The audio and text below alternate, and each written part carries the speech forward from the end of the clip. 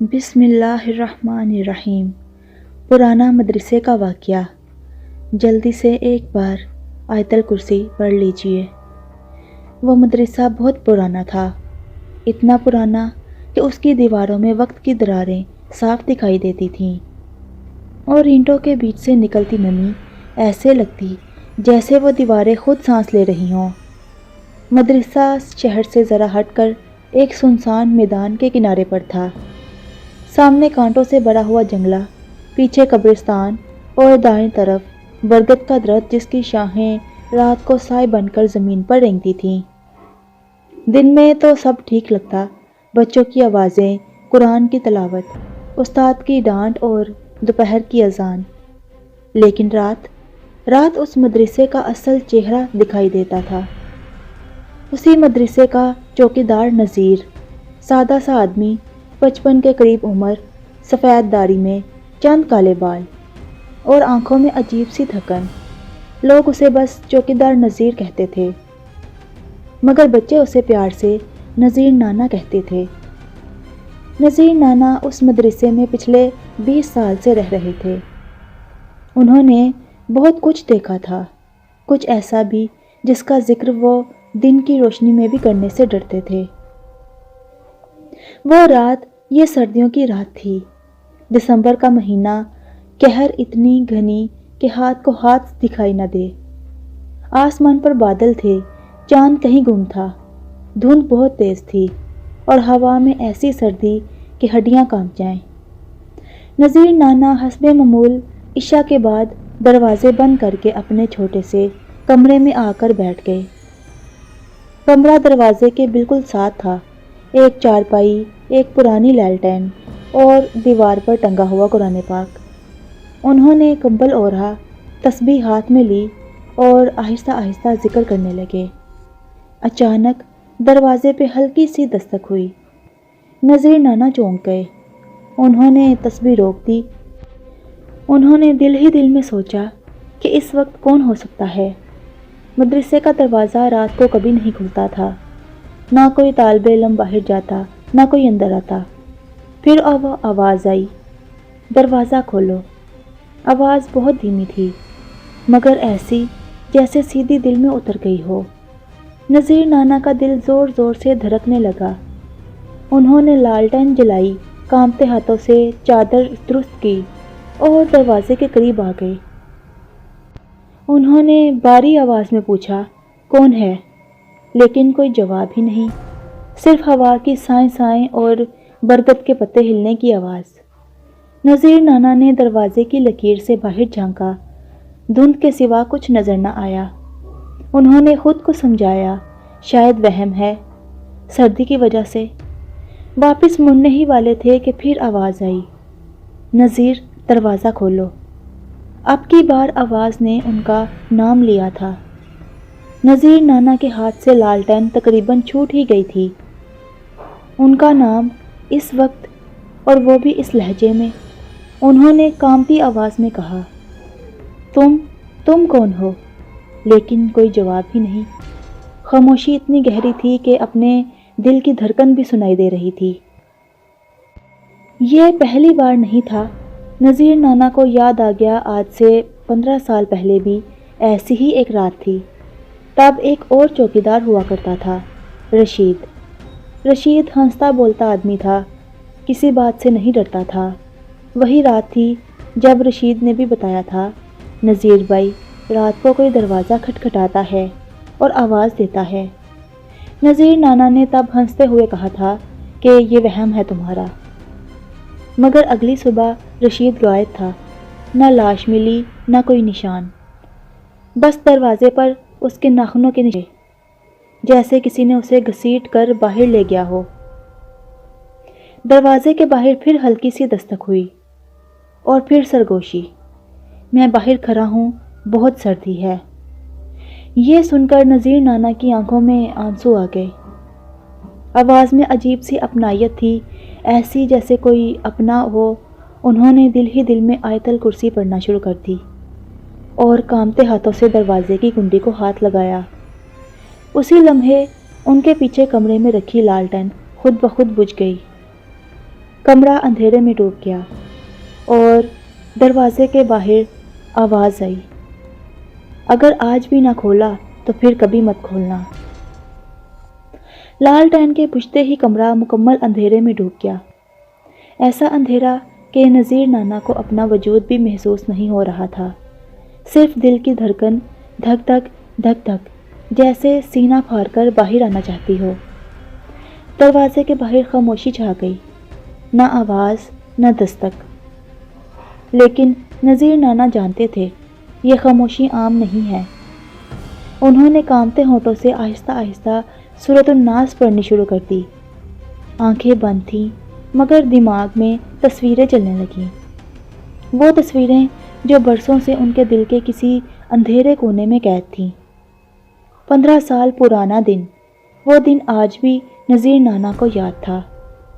وہ جمعے کا دن تھا، مدرسے میں بچوں کی تعداد زیادہ تھی، نماز کے بعد شور، ہنسی، دور بھاگ، سب کچھ معمول کے مطابق تھا، مگر ایک بچہ اسماعیل خاموش تھا۔ 12 سال کا دبلا پتلا لڑکا، بڑی بڑی آنکھیں اور ہمیشہ جھکا ہوا سر۔ وہ اکثر رات کو روتا تھا اور نذیر نانا نے کئی بار اسے اکیلے قبرستان کی طرف جاتے ہوئے دیکھا تھا۔ ایک رات نذیر نانا نے اسے روک لیا تھا، بیٹا اس وقت کہاں جا رہے ہو؟ اسماعیل نے آنسوؤں میں ڈوبی آواز میں کہا، نذیر نانا، امی کی آواز آتی ہے، وہ مجھے بلاتی ہیں۔ وہ بات سن کر نذیر نانا کے بدن میں سنسنی دوڑ گئی تھی، کیونکہ اسماعیل کی ماں کو گزرے 3 سال ہو چکے تھے اور وہ اسی قبرستان میں دفن تھی جہاں پہ وہ جا رہا تھا۔ اسماعیل پھر قبرستان کی طرف جا رہا تھا۔ نذیر نانا نے اس بار سختی کی، بس بہت ہو گیا، یہ سب وہم ہے تمہارا۔ یہ کہہ کر انہوں نے اسماعیل کو زبردستی کمرے میں بند کر دیا، دروازہ بند، کنڈی چڑھا دی اور خود جا کر رشید چوکیدار کے ساتھ بیٹھ گئے۔ رات کے پچھلے پہر اسماعیل کی چیخیں آئیں، نذیر نانا دروازہ کھول دیں، امی ناراض ہو جائیں گی۔ چیخیں، سسکیاں اور پھر خاموشی۔ نذیر نانا نے دل کو سخت کر لیا، ڈر کا علاج یہی ہے، انہوں نے خود کو سمجھایا۔ مگر صبح جب دروازہ کھولا گیا تو اسماعیل اندر مردہ پڑا تھا، آنکھیں کھلی، منہ کھلا، جیسے آخری لمحے میں کسی کو دیکھ کر چیخا ہو۔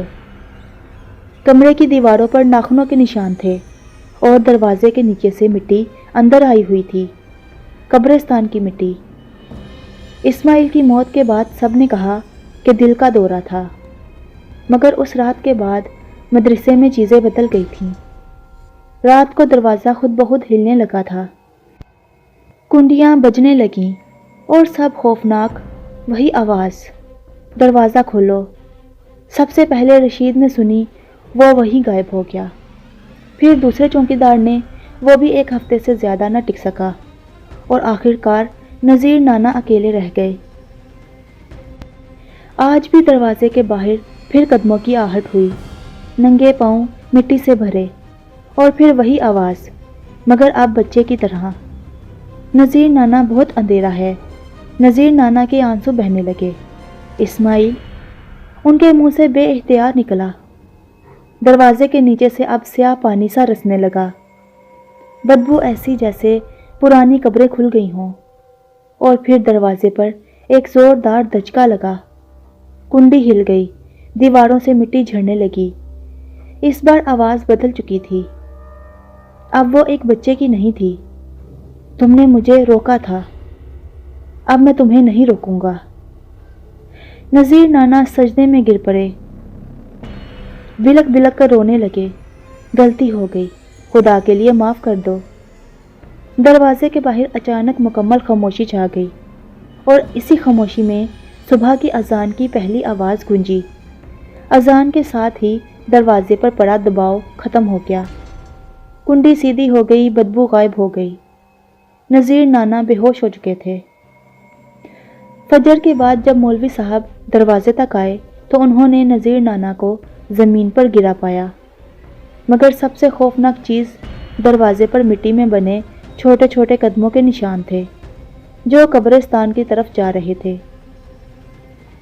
فجر کی اذان کے بعد مدرسہ خاموش تھا، ایسی خاموشی جو سکون نہیں بلکہ خوف چھوڑ جاتی ہے۔ نذیر نانا ہوش میں آئے تو سورج نکل چکا تھا، آنکھیں بھاری، جسم ٹوٹا ہوا اور دل پر ایسا بوجھ جیسے سینے میں پتھر رکھ دیا ہو۔